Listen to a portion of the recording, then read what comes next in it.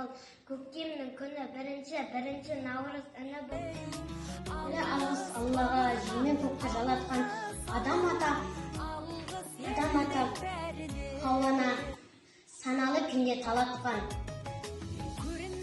Содан соң алғыс әкеме тірегі болып табылған.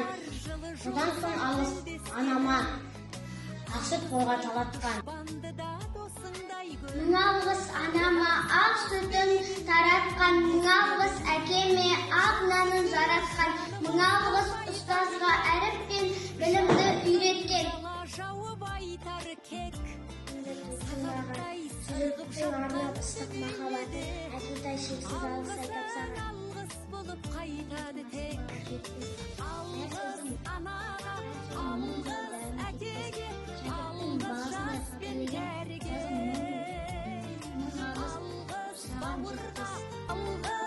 Ұстаздағы мың алғыс, үйреткені адалдық, ұсынғаны адамдық, текті мінез, даналдық.